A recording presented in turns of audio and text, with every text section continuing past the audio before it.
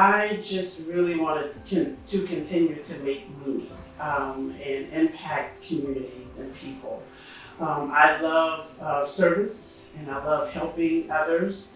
I was a chaplain for many, many years, so the idea of connecting to people and helping others and community is ideal. It's just part of my DNA.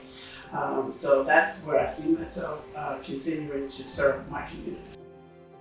Chaplains have a variety of responsibilities. I was a healthcare chaplain, so I worked in a hospital, so I was at the bedside of patients and working with staff at the hospital. And then I'm also a crisis chaplain, so I respond to murders and deaths in the community. Work closely with police departments, sheriff departments, fire departments, so chaplains have a variety of hats.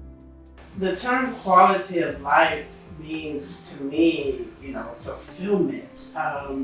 Doing those things that you desire and you love and are passionate about and are called to.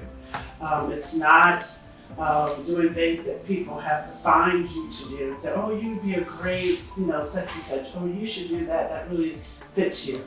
But those things that speak to you, your own soul, and that you find yourself, and you make sure you find yourself in those places and doing those things.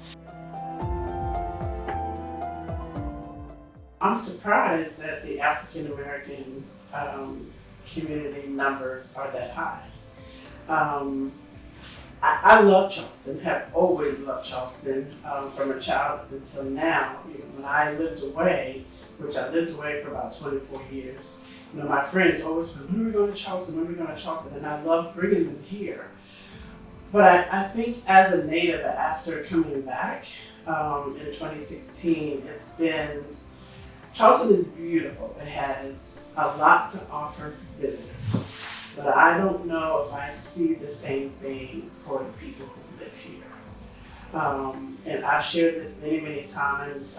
Growing up, King Street, we considered that Black King Street, Black Charleston.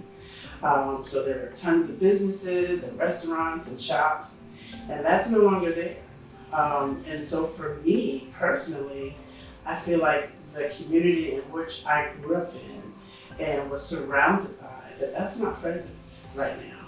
So as beautiful as the city is and as much as it has, to me it appeals to the visitor and not the native. I don't know. I don't know why that is. I haven't been here to really form a really sound opinion. I just know what I don't see, and I know what's not present. Other cities and states where I've lived, there are communities.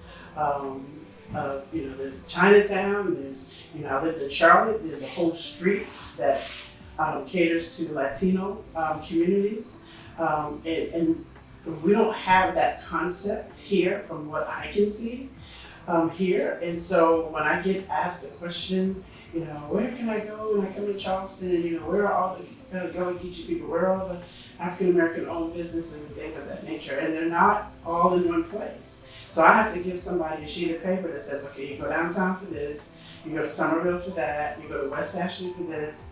And who wants to do that, driving 20, 30 miles just to get to a store that sells African American clothing or African American objects or a restaurant?